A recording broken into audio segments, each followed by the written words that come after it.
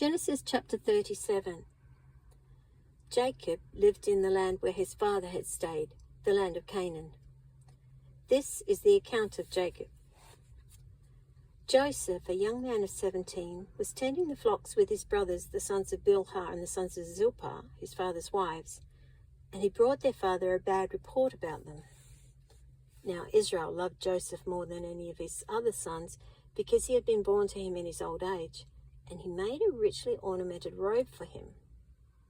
When his brothers saw that their father loved him more than any of them, they hated him and could not speak a kind word to him. Joseph had a dream, and when he told it to his brothers, they hated him all the more. He said to them, "Listen to this dream I had. We were binding sheaves of grain out in the field when suddenly my sheaf rose and stood upright, while your sheaves gathered around mine and bowed down to it." His brothers said to him, "Do you intend to reign over us? Will you actually rule us?" And they hated him all the more because of his dream and what he had said. Then he had another dream, and he told it to his brothers. "Listen," he said, "I had another dream, and this time the sun and moon and 11 stars were bowing down to me." When he told his father as well as his brothers, his father rebuked him and said, "What is this dream you had? Will your mother and I and your brothers actually come and bow down to the ground before you?" His brothers were jealous of him, but his father kept the matter in mind. Now his brothers had gone to graze their father's flocks near Shechem, and Israel said to Joseph, "As you know, your brothers are grazing the flocks near Shechem. Come, I'm going to send you to them." "Very well," he replied. So he said to him, "Go and see if all is well with your brothers and with the flocks, and bring word back to me." Then he sent him off from the valley of Hebron. When Joseph arrived at Shechem, a man found him wandering around in the fields and asked him, "What are you looking for?" He replied, "I'm looking for my brothers. Can you tell me where they are grazing their flocks?" "They've moved on from here," the man answered. "I heard them say, 'Let's go to Dothan.'" So Joseph went after his brothers and found them near Dothan. But they saw him in the distance, and before he reached them, they plotted to kill him. "Here comes that dreamer," they said to each other. "Come now, let's kill him and throw him into one of these cisterns and say that a ferocious animal devoured him.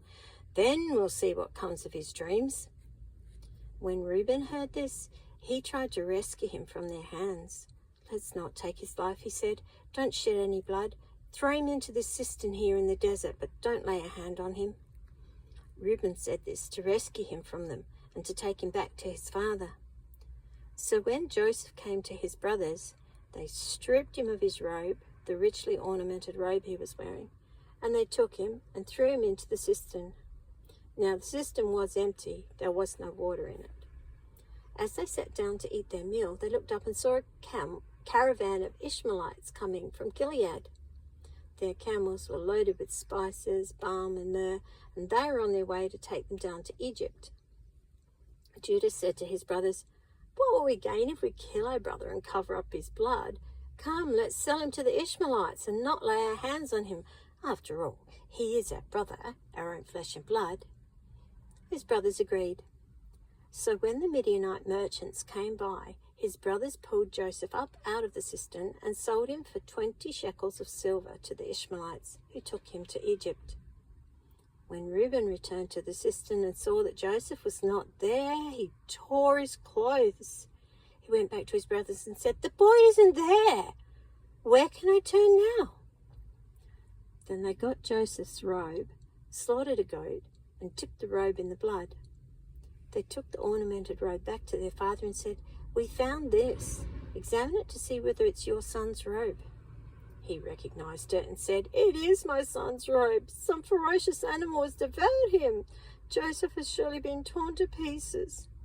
Then Jacob tore his clothes, put on sackcloth, and mourned for his son many days.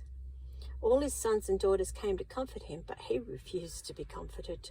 "No," he said, "in mourning I will go down to the grave to my son." So his father wept for him.